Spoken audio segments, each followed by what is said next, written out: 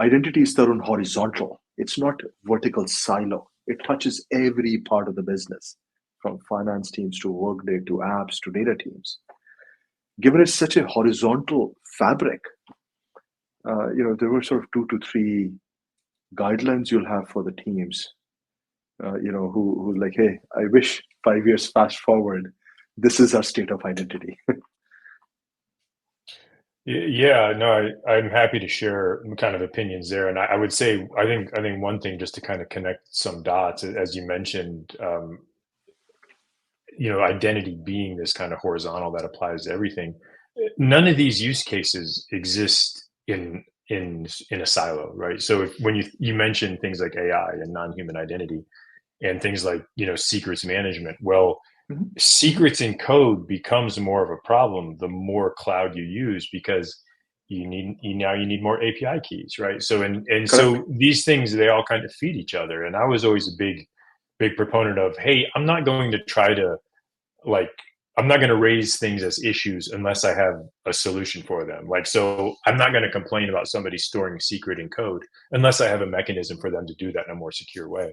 So just, Correct. I think part of that is recognizing that everything is connected. And then in terms of like principles, I would sort of recommend people keep in mind as they aim for that, 2030 approach is Hmm. first of Hmm. all recognizing that just like none of those workflows exist in by themselves, the security team and the identity program need to follow from what the business is trying to do. So Hmm.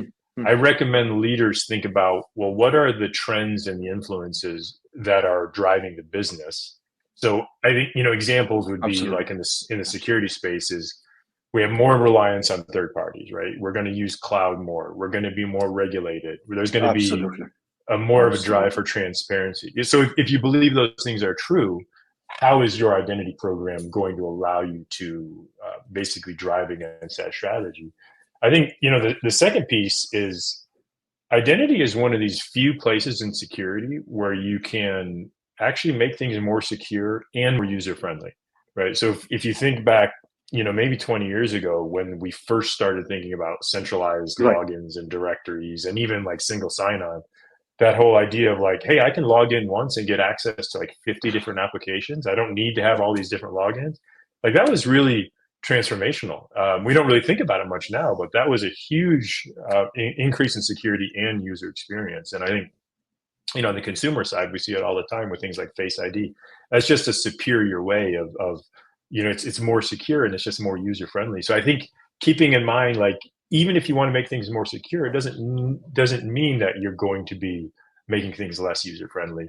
And probably the last is because it is such a big field, is like, think about progress over perfection, right? You want to you want to be making incremental progress, and that doesn't mean you can't have a big impact quickly.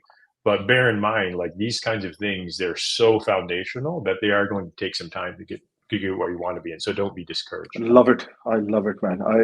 These are the kind of, I'm just going to go in the reverse order of progress over perfection, iteration over perfection. It's one of our company values, Jason, that I, remind the team every all hands that, progress is made through iteration, not perfection. And this is the reason I'm such a big fan of yours, man. Um, to iterate, progress over perfection, iterate, think of the business, what business, these are external factors is what we call it, and then build internal programs for that. And third is that, again, that power of engineering discipline.